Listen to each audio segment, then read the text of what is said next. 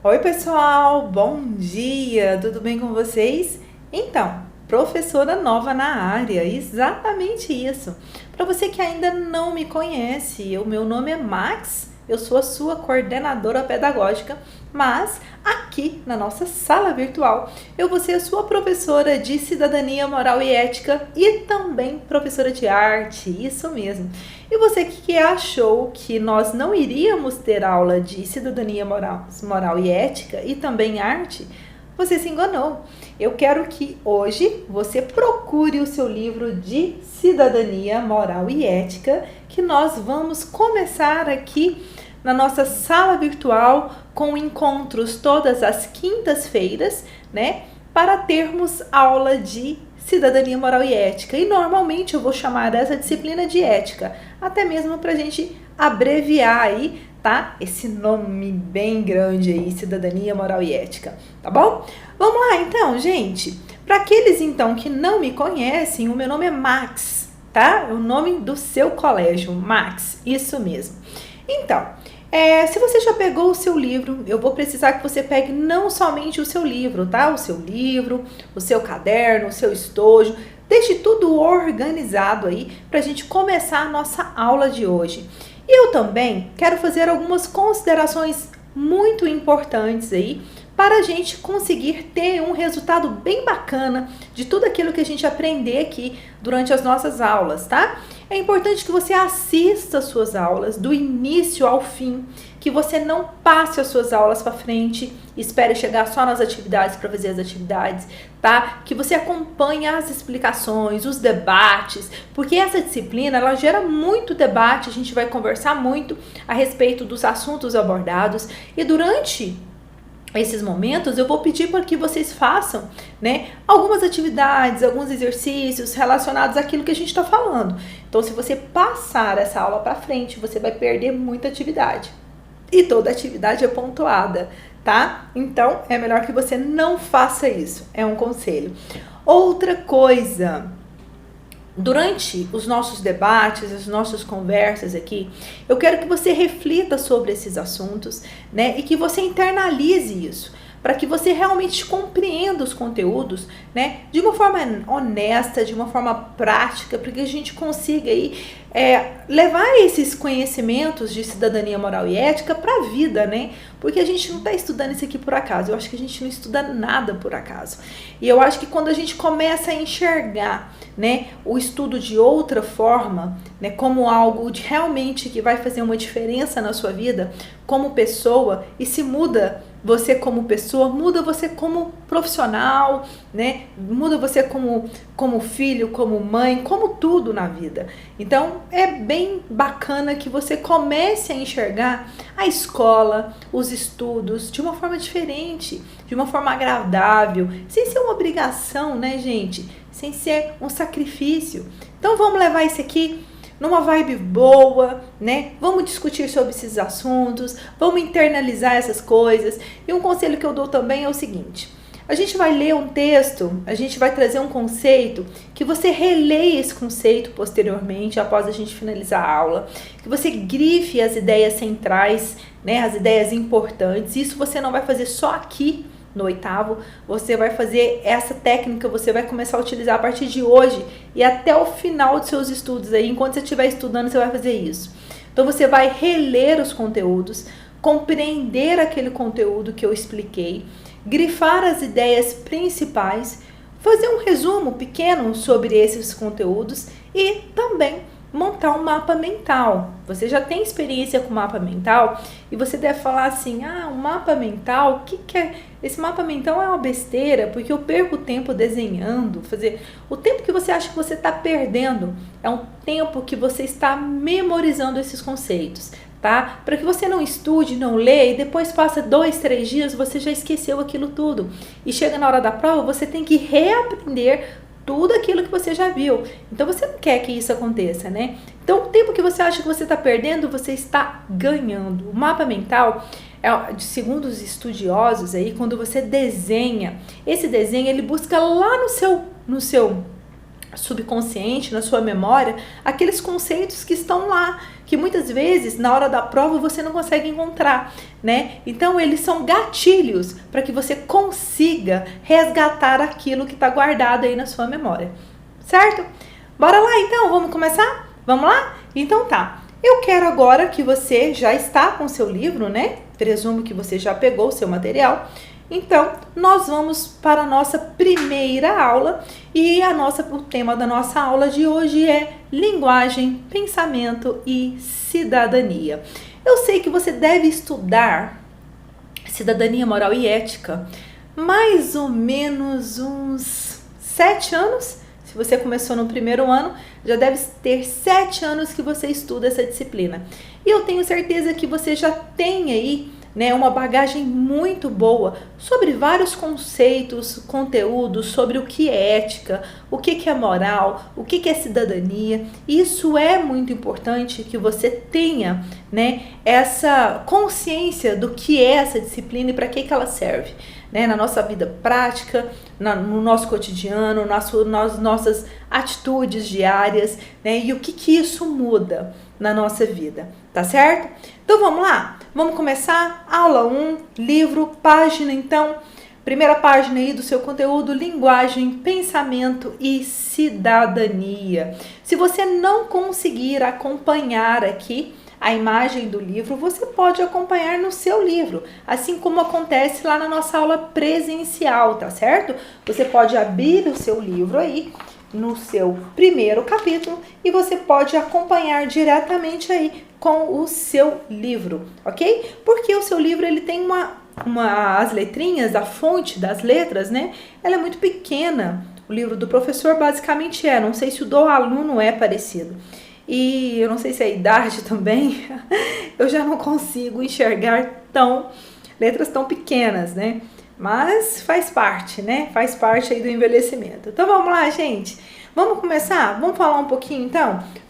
Você sabe que na nossa disciplina a gente vai fazer uma coisa muito interessante, que a gente vai dialogar sempre.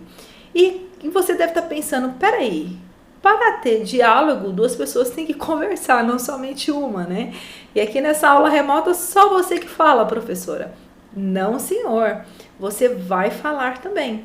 E como é que você vai fazer isso? Você vai me enviar vídeos curtos para eu saber a sua opinião sobre os nossos assuntos.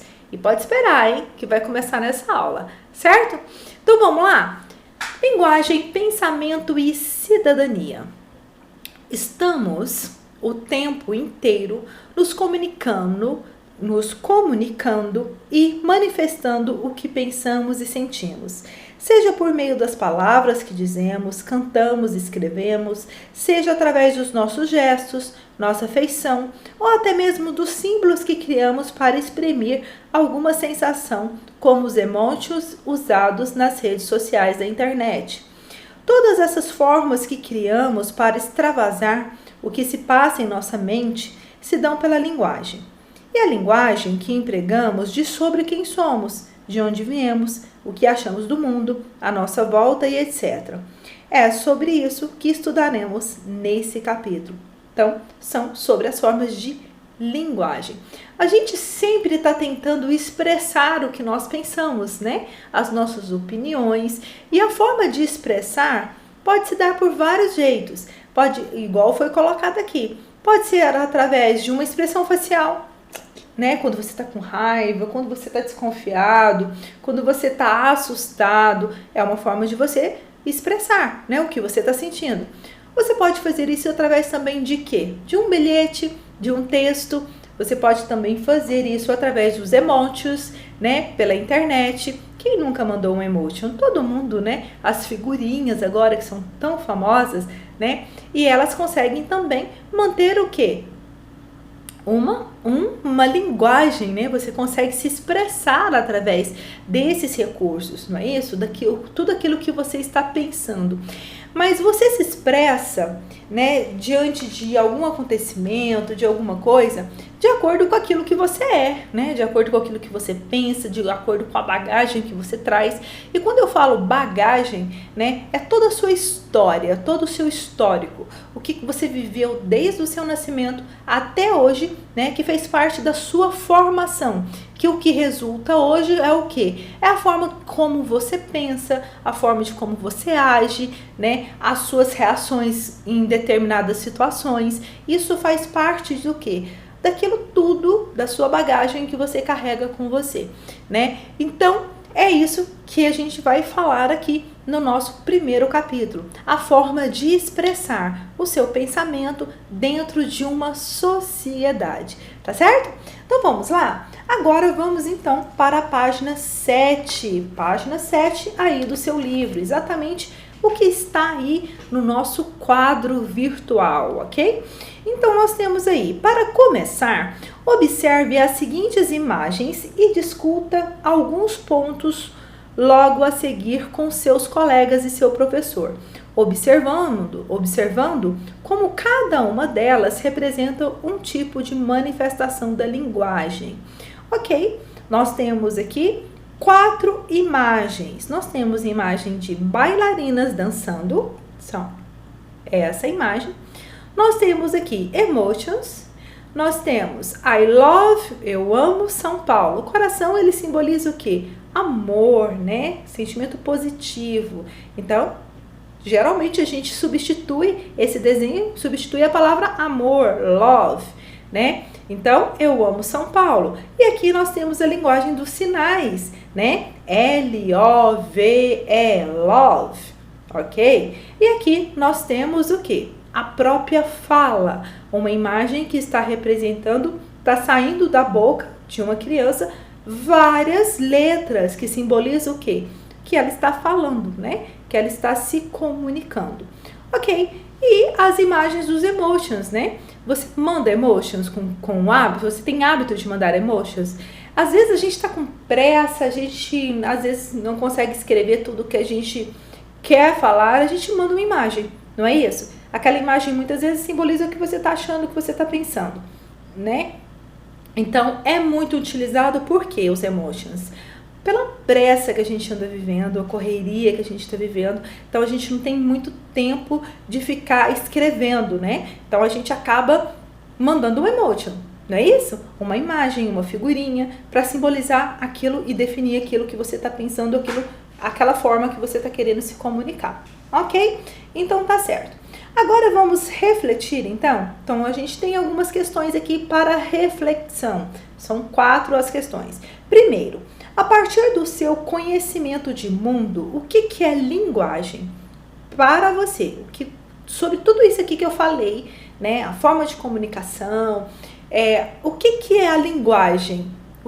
Como você definiria linguagem? É uma resposta pessoal, né? Então, você vai escrever aí, na sua opinião, o que é linguagem, ok? Essa questão é para você, olha aqui a setinha, responder no caderno. Então, você vai copiar a questão, fique atento, não é só colocar a página e a resposta, você vai copiar a questão e você vai responder a questão. Só que eu quero que você fique bastante atento na hora de você fazer essas atividades, né? Porque eu não vou aceitar só sim, não, talvez, ou uma resposta curta, né? Aqui ele pediu para você justificar, né, o que é linguagem para você. Então você vai ter que definir exatamente o que é linguagem para você. Então, não seja raso, né? Não coloque só uma palavra, ou 2 ou 3 para definir um termo tão abrangente quanto linguagem. Eu sei que você não aprendeu sobre linguagem somente aqui na minha disciplina. Eu sei que a professora de língua portuguesa também já falou sobre linguagem com você, né? Não sei se esse ano, no 8º, mas eu tenho certeza que nos anos anteriores você já estudou sobre linguagem, né? Sobre a forma de se comunicar. Então, não seja raso, tá? Escreva bastante a sua opinião sobre esse tema, tá certo? Então, vamos lá. Comece a escrever com letra maiúscula, pontue a sua frase e na hora que você terminar de escrever, leia a sua resposta, para ver se a sua resposta realmente corresponde àquilo que você pensa, certo? Então tá. Número 2. O ato de comunicar é uma linguagem? O que você acha? O ato de comunicar é uma linguagem? É uma forma de linguagem? Pessoal, tá? Eu quero que você responda a sua opinião sobre isso. Número 3. O ser humano conseguiria viver sem manifestar sua linguagem? O que você acha? Gente, a necessidade de comunicação, né? A linguagem é uma forma de se comunicar, né? E essa necessidade, ela começou lá nos princípios da humanidade, né? Quando ainda não conseguíamos falar, né? Da forma que nós falamos, utilizando esses códigos, dessa forma, a língua, a gente desenhava nas paredes da caverna lá na pré-história, né? Através das pinturas rupestres, que era uma forma de nos comunicarmos, não é isso? Os nossos antepassados faziam isso. Então, a comunicação, ela sempre foi essencial, principalmente quando você vive em um grupo, né? Você sempre tem o que falar, você sempre tem o que falar, o que está acontecendo, o que aconteceu, quais são as suas ideias, o que você pensa, quais são os seus planos. Então, a necessidade de se comunicar, ela veio lá dos nossos primórdios, ela faz parte da humanidade. Então, eu acho que o ser humano, ele não conseguiria viver sem a linguagem, né? Então, aí você escreva aí a sua opinião, ok? Então, tá bom. Aí nós temos o número 4. Atualmente, vivemos em um mundo repleto de tecnologia. Então, ela passa a colaborar para um novo tipo de manifestação linguística? Sim ou não? O que você acha? Eu acho que sim, né? E a gente está modificando cada vez mais, né, o nosso modo de nos comunicarmos. O que você acha sobre isso? A gente não está vendo aí a utilização dos emotions, né? Os emotions, eles conseguem, né, demonstrar, né, aquilo que nós pensamos em determinadas situações, né, em determinados momentos. É uma forma de se comunicar? É uma forma de linguagem? É uma forma de linguagem que existia antes da tecnologia? Não, ela apareceu agora com a tecnologia. Então, com a tecnologia, a gente tem uma manifestação linguística diferente da que nós tínhamos há 10 anos atrás, 20 anos atrás, que seja, né? Claro que sim. Então, eu quero que você coloque aí com as suas palavras, né, a sua opinião sobre isso. Então, eu quero que você escreva aí se a tecnologia, ela influenciou aí na manifestação linguística, tá bom? Então tá, agora que você já sabe o que você tem que fazer, se você quiser, você está com o controle na sua mão, né? Você pode pausar a nossa aula e fazer as questões e responder, ou você pode seguir aqui comigo, mas faça as anotações de tudo aquilo que você vai ter que fazer posteriormente, e aí você vai realizar as atividades posteriormente, ok? Certo? Então tá, vamos então para a nossa próxima página, para a página 8? Muito bem, e aqui na página 8, nós vamos então definir e entender o que é linguagem. Vamos embora lá? Então tá. O que é linguagem? Então vamos comigo? A linguagem é um sistema de signos ou sinais usados para indicar coisas, para a comunicação entre pessoas e para a expressão de ideias, valores e sentimentos. Os elementos que formam a linguagem são chamados de signos. Preste bastante atenção nisso. E está até grifado, né? Porque é uma ideia é uma das ideias aqui principais do nosso texto, tá? Que indicam ou representam outros. Por exemplo, a fumaça é um signo ou um sinal de fogo. Os signos linguísticos são as palavras. Uma mesma palavra pode exprimir sentimentos ou significados diferentes, dependendo de quem a emprega, de quem a ouve ou lê e do contexto em que é usada. É a linguagem que estabelece a comunicação entre os seres humanos. Por meio das palavras, relacionamos-nos com os outros, dialogamos, argumentamos, relatamos, discutimos, amamos e odiamos, ensinamos e aprendemos. A importância e a força da linguagem. Desde que o homem se percebeu de sua sensibilidade e notou a presença desta em outros homens, nasceu a necessidade e o desejo de se comunicar os sentimentos e pensamentos. O filósofo grego Aristóteles, em sua obra Política, diz que o homem é o único animal político, pois só ele é dotado de linguagem. Ao contrário dos outros animais que exprime dor e prazer por meio da voz. O homem possui uma palavra, logos, para exprimir seus valores, tornando possível a vida política e social. A linguagem é, assim, uma forma propriamente humana da comunicação, da relação com o mundo e com os outros, da vida social e política, do pensamento e das artes. Já Platão, no diálogo Fedro, dizia que a linguagem é um farmakon, palavra que possui 3 sentidos principais: remédio, veneno e cosmético. É exatamente isso. Ok, ou seja, próxima página, página 9. Ou seja, Platão considera que a linguagem pode ser um medicamento ou um remédio para o conhecimento, pois, pelo diálogo e pela comunicação, conseguimos descobrir nossa ignorância e aprender com os outros. Pode, porém, ser um veneno quando, pela sedução das palavras, nos faz aceitar uma ideia fascinados com o que vimos e lemos, sem que indaguemos se tais palavras são verdadeiras ou falsas. Por fim, a linguagem pode ser um cosmético, uma maquiagem ou máscara para dissimular ou ocultar a verdade sob as palavras. Podemos avaliar a força da linguagem tomando como exemplos os mitos e as religiões. A palavra grega mitos significa narrativa e, portanto, linguagem. A linguagem tem um poder encantatório. Note que, em quase todas as religiões, existem profetas e oráculos, isto é, pessoas escolhidas para transmitir mensagens divinas aos humanos. Ok, muito bem. Vamos lá? Vamos discutir um pouquinho sobre isso tudo que nós lemos aí, na página 8 e na página 9.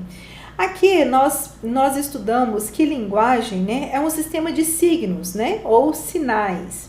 Mas que Aristóteles e Platão foi muito mais além disso, né, dessa ideia de uma definição de linguagem.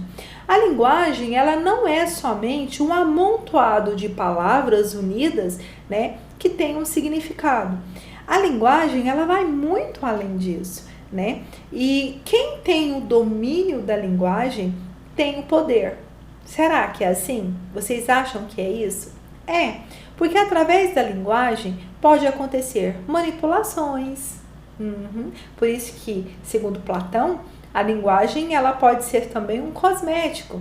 Você pode maquiar uma realidade, né, através de um convencimento por meio de palavras, né? E ela pode ser também o quê? Um remédio. Por que remédio? Através da palavra, nós transmitimos conhecimento. E isso é maravilhoso, que é o que está acontecendo aqui nesse momento. Qual é a linguagem que eu estou utilizando com vocês? Eu estou utilizando a escrita, estou utilizando também a linguagem oral, né? Nós estamos conversando e nós estamos discutindo um tema. E aqui, a linguagem, ela é o quê? Ela é um remédio. Porque por meio dela, vocês e eu também, nós estamos adquirindo o quê? Conhecimento. E quando ela é veneno? Quando é que ela é veneno? Como foi colocado por Platão, ela é veneno quando ela é utilizada para sedução. As pessoas que possuem, né, um domínio um bom domínio da linguagem, através dela, ela pode convencer, inclusive, uma pessoa a mudar de ideia, né? E convencê-la daquilo que ela nem mesmo quer fazer. Então, isso é a palavra utilizada como veneno. Remédio, veneno ou cosmético. O cosmético é o seguinte, ela pode ser utilizada como uma maquiagem, né, para a realidade, como se fosse uma máscara, né, uma maquiagem mesmo daquilo, da realidade, né, do que acontece. Então isso vai depender do quê? De como essa linguagem é utilizada, né?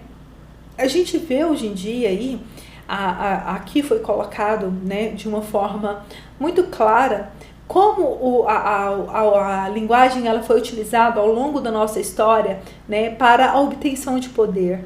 As pessoas que tinham domínio, né, da linguagem por meio da fala, da escrita, do conhecimento, as pessoas elas obtinham através da linguagem um poder muito grande de convencimento e de manipulação. A gente vê isso muito através do processo histórico aí na política, na religião, né? Desde dos princípios lá, né, históricos, a gente vê isso, né? E isso acabou nos dias atuais? De jeito nenhum. Hoje isso mudou de nome, né? Hoje nós temos o quê? Os coach. Já viu falar dos coach? O que os coaches fazem? Através da linguagem, né? Muitas vezes eles ficam ali ensinando as pessoas, né, a agirem de uma certa forma, a serem pessoas empreendedoras ou ensinar alguma coisa. Então, é isso que os coaches fazem, né? Então, a nossa realidade, de acordo com o processo histórico que nós estamos vivendo, hoje nós estamos num processo muito tecnológico. Nós falamos sobre a utilização de recursos tecnológicos na linguagem por meio dos emotions, não falamos? E a gente vê isso também, né, através da nossa realidade aí, que hoje nós chamamos aí das pessoas que fazem esse domínio da linguagem. Tem a questão da manipulação, ainda existe a manipulação religiosa por meio da linguagem, ainda existe, mas nós temos aí a política, né, a gente tem os coaches, a gente tem todos os recursos tecnológicos também que são utilizados para convencimento e manipulação. Principalmente as nossas redes sociais de hoje em dia, né? Instagram, Facebook, até mesmo o próprio status do WhatsApp, ok? Então, a gente tem que tomar muito cuidado. Como a gente está utilizando essa palavra? A gente está utilizando essa palavra como remédio, veneno ou maquiagem, certo? Bora lá? Vamos continuar? Então tá, agora nós temos aqui a origem da linguagem. Deixa eu ver se é isso mesmo. Peraí, 9, 10, a origem da linguagem. Peraí, que parece que aqui... Peraí. Aí, para vocês, no livro de vocês, não é essa a página 10. Ah, peraí, é meu livro do professor que veio a página 19 aqui na frente. Deixa eu ver se ele... Não, ok. Nós vamos aqui seguir aqui o livro virtual. Meu livro físico, que está com uma falha aqui, na página 10, mas vamos seguir aqui no livro virtual. E pode ser que eu não consiga ler direitinho o que está escrito aí, mas você vai acompanhando aí no seu livro, ok? A origem da linguagem. A linguagem, como capacidade de expressão, é natural, isto é, os humanos nascem com mecanismos fisiológicos que lhe permitem se expressar pela palavra.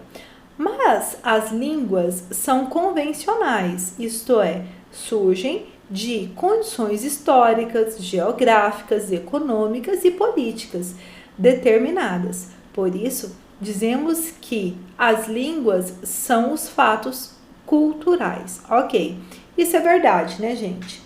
Dependendo, quando a gente fala da língua, a gente nasce, isso é fisiológico, querendo comunicar. Você vê que um bebezinho, a primeira coisa que ele faz, né, quando pequeno, é tentar se comunicar através do choro, né, através de um sorriso, através balbuciando palavras, mostrando objetos.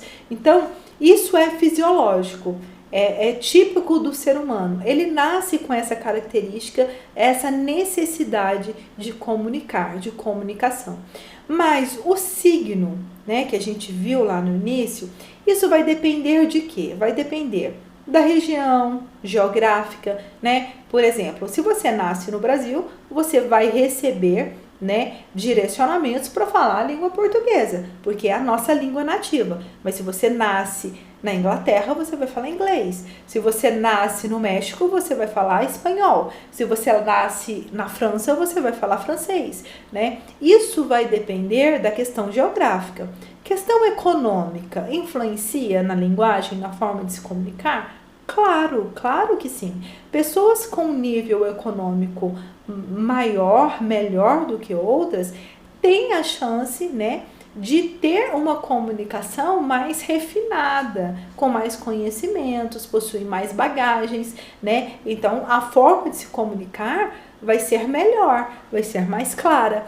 Imagina uma pessoa que tem nasce em uma casa onde as pessoas têm acesso a livros, a cultura, a forma de conversar dos seus familiares é mais culta, né? Ela vai se comunicar diante do mundo, né, de acordo com o que ela viu lá na casa dela, que é o quê? Que é a base, a estrutura dela, a formação dela.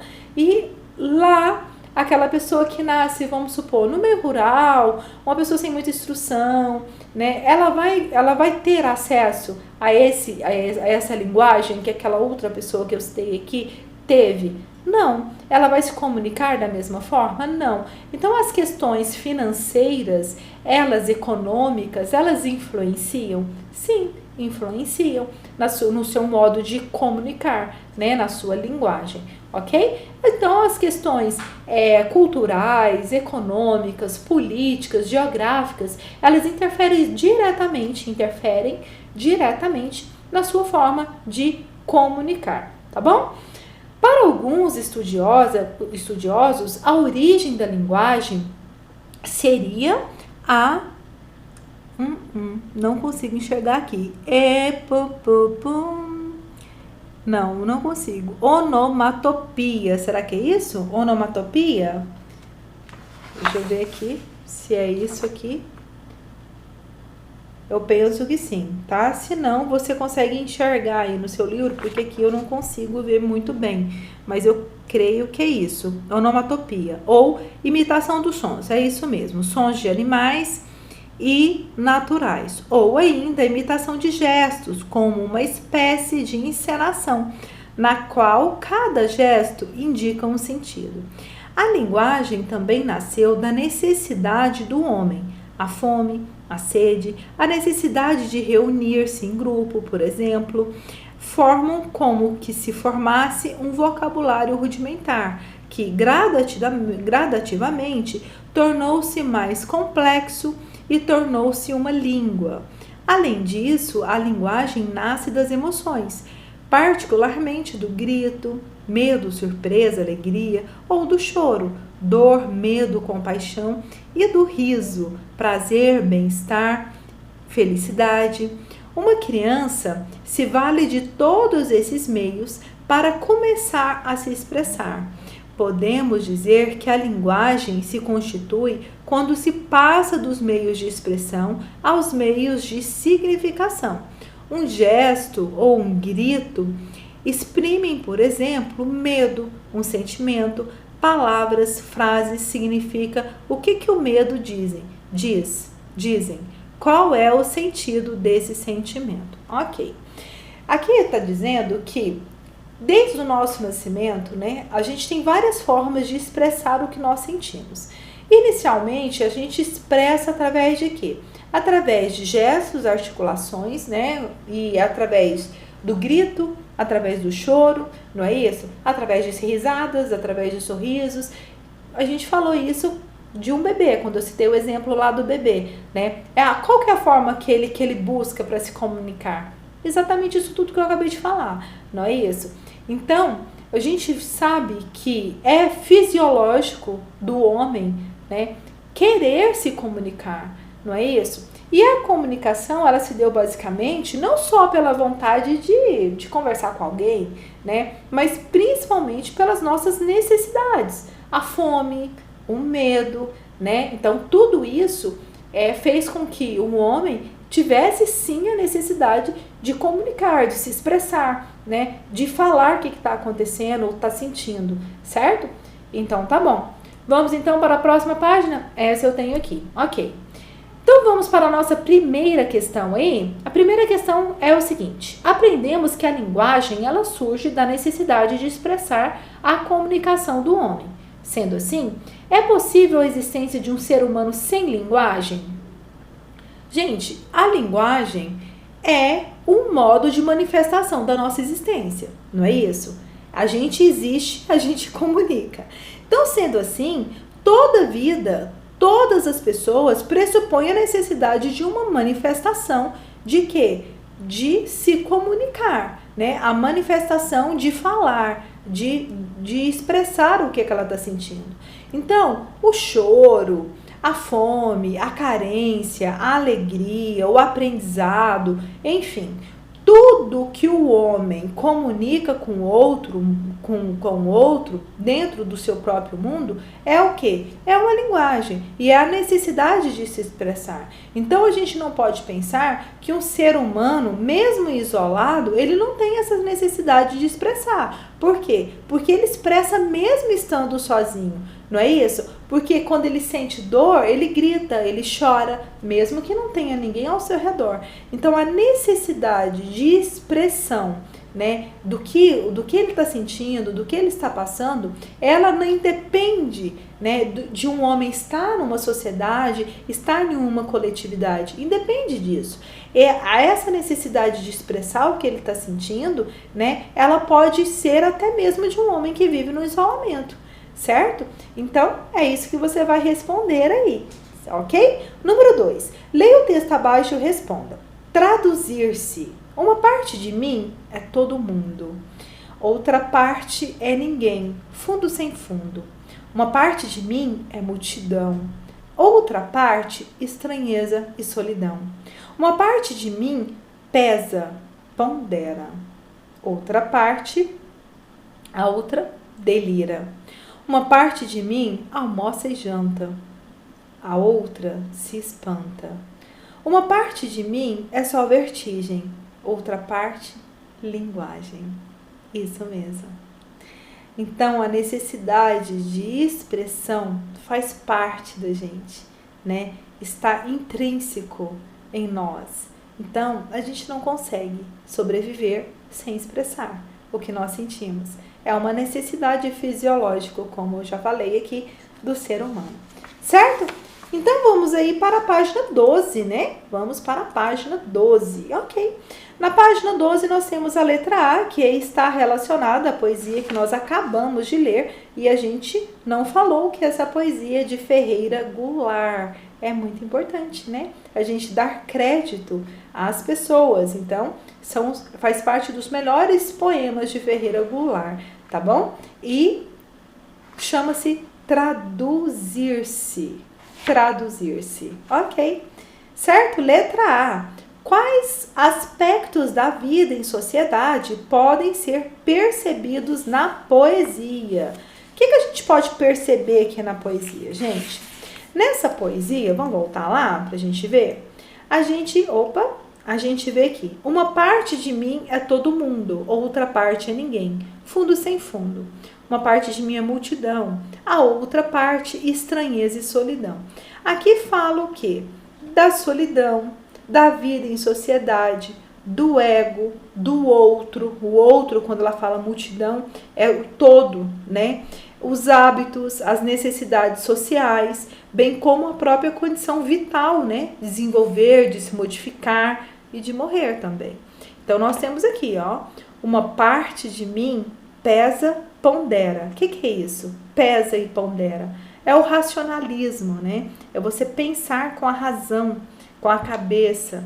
E a outra parte delira, é a emoção. Então, aqui a gente vê aí razão e emoção. a gente vê ego, a gente vê vida em sociedade, a gente vê solidão. O que mais que a gente tem aqui? Uma parte de mim almoça e janta. São as necessidades, né? De nutrir o corpo. Então, são as nossas necessidades básicas. Então, é a condição própria, né? Para se manter vivo. Alimentação, almoça e janta.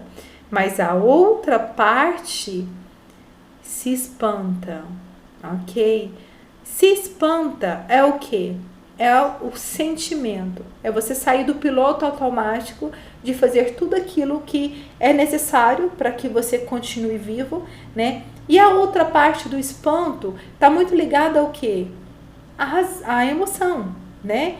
O espanto, o medo, isso tudo faz parte da nossa emoção, ok? Aí nós temos aqui, uma parte de mim é só vertigem, a outra parte, linguagem. E a gente vê aqui a necessidade de quê? Da comunicação, certo? Então é isso que você vai colocar. Quais são os aspectos da vida em sociedade que pode ser percebido na poesia? A gente pode colocar aí, solidão, sociedade, né? As condições vitais, né? Sobrevivência.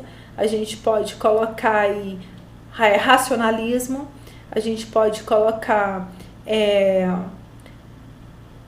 eu acho também, eu falei que algumas outras coisas, uma parte de mim é multidão, outra parte é solidão, a gente falou, uma parte de mim, pensa, empodera, e a outra parte delira, sentimentos, né, emoções e sentimentos, certo? Letra B, então, procure no dicionário o significado da palavra vertigem e responda. Na sexta estrofe, o que o poeta quis dizer ao apresentar a linguagem como parte do homem e oposta à vertigem? Ok, vertigem, ele pode significar variações, tonturas, não é? Deu uma vertigem. Vertigem é o quê? Você saiu do seu centro, né? Você teve uma vontade de desmaiar, tudo escureceu, mais ou menos isso. Isso é uma vertigem, não é? Você sai do seu centro, você deixa de ser irracional por aquele momento, você se esvai, né?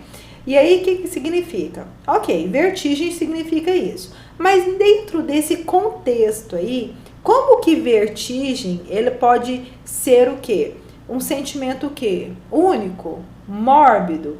Já a linguagem, ela é o oposto disso. Então, a vertigem é quando você sai da sua realidade, né? Você sai daquilo. E o oposto disso é o quê? É a necessidade. A vertigem pode também, se ela sai do centro, ela deixa de ser o quê? De ser racional, né? De pensar, de ter que se comunicar necessariamente. E a linguagem? A linguagem é um oposto disso. É a necessidade de se expor, a necessidade de falar, a necessidade de se comunicar. Então, a linguagem seria o oposto, que a gente pode dizer aí que é a necessidade de expressão, tá? Então, é isso que você vai colocar aí na sua resposta da letra B. Aqui, ó, desculpa. Letra B da página 12. Letra B. Nós voltamos lá, né, pra gente ler o texto. Então, letra B, você vai colocar isso. Na letra C, assinale as afirmativas corretas em relação ao poema. Tá bom. As corretas que nós vamos marcar. Fundo sem fundo, na primeira estrofe, pode se referir a um vazio existencial, à solidão? É, exatamente isso, né? Então, a gente marca. Segundo, podemos entender a oposição feita na quarta estrofe como a do homem comum que cumpre as atividades do dia a dia com o artista que se pega pensando no modo mais sensível. Quarta estrofe é exatamente isso, né? Deixa eu voltar aqui no meu livro. Uma parte de mim almoça e janta, a outra parte se espanta. Ok, é isso. Então, podemos entender que a oposição feita na quarta estrofe é a do homem comum, que cumpre suas atividades do dia a dia, almoça e janta, com o artista que se pega pensando no mundo. É isso mesmo, né? É o piloto automático, é aquilo que a gente faz no dia a dia, sem pensar muito, mas que está dentro da nossa necessidade vital, que é o quê? Tomar banho, almoçar, né, jantar, dentro daquilo tudo que a gente faz para nos mantermos vivos e saudáveis, né? E a parte disso, a emoção, né? O pensar, porque muitas vezes a gente vive muito isso, né, gente? A gente age muito no piloto automático. E às vezes a gente nem pensa, a gente não está pensando, a gente está fazendo aquilo ali sem pensar. Quantas vezes você, na rapidez do seu dia a dia, você vai ali, come qualquer coisa, não sente nem o sabor do alimento, né? Mas você come para se manter vivo, para você não morrer de fome. Porque aquilo ali vai te dar energia para você continuar fazendo o que você está fazendo. Quantas vezes você já fez isso, né? Então aqui na quarta estrofe traz isso, né? Traça esse paralelo entre as duas coisas, né? É o oposto disso. Qual que é o oposto de você estar ligado no piloto automático? O oposto disso é você sentir, né? Ter sentimento por aquilo, tá? Então, sim, verdadeiro. Próximo. O próprio poema é uma tradução ou tentativa de tradução das duas partes do homem. Sim, exatamente isso. Né? Ele quer fazer exatamente isso. Ele quer fazer, tanto é que o nome do poema chama o quê? Traduzir-se, né? O que é? Ele quer entender o ser humano, né? Com as suas complexidades, né? Com o que ele vive, o que ele é, não é isso? Sentimento, emoção, dia a dia, realidade. Então é isso, né? O que você é como ser humano. E o próximo nós temos aí o texto, chama-se Traduzir-se, porque o seu autor é italiano. Não, Ferreira Goulart não é italiano, né? Então, não é nada disso. Não é por isso que chama-se Traduzir-se. Ok, vamos lá. Número 3. O poema reflexivo do título se é um pronome reflexivo, né? Você já estudou isso em gramática. Então, o pronome reflexivo se o pronome reflexivo do título se e o poema escrito em primeira pessoa leva o leitor a desprender-se qual é a proposta do autor. Peraí. Então vamos lá. Número 3, o pronome reflexivo do título se e o poema escrito em primeira pessoa leva o leitor a depreender qual é a proposta do autor. Gente, qual que é a proposta do autor? Quando ele fala traduzir-se, né? E o poema vem em primeira pessoa. Ele procura entender o outro, né? Ou se conhecer. Eu acho que ele fala dele, né? Quando é primeira pessoa, é uma narração, não é isso? Ele fala aqui, você vê claramente, ele está falando dele mesmo. Porque, inclusive, aí, na primeira estrofe fala, uma parte de mim é todo mundo, a outra parte é ninguém.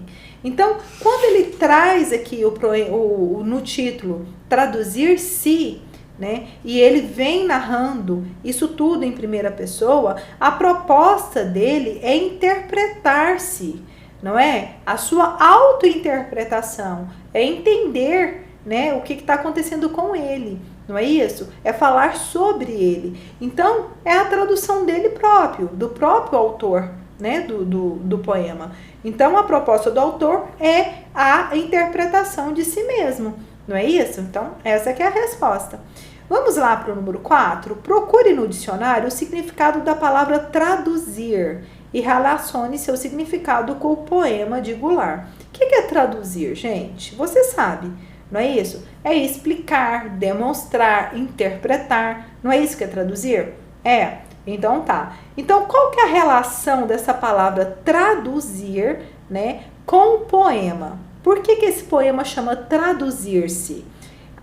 A relação do poema não é traduzir qualquer coisa, né? Trata-se do quê? De um autoconhecimento, uma autoanálise, de uma descrição profunda de si mesmo. Então, por isso que ele quer traduzir-se, né? Ele quer se conhecer, entender como ele é, como ele reage. Ele quer, é isso, né? É a se autoanalisar. Então é isso que vocês vão colocar aí na resposta 4.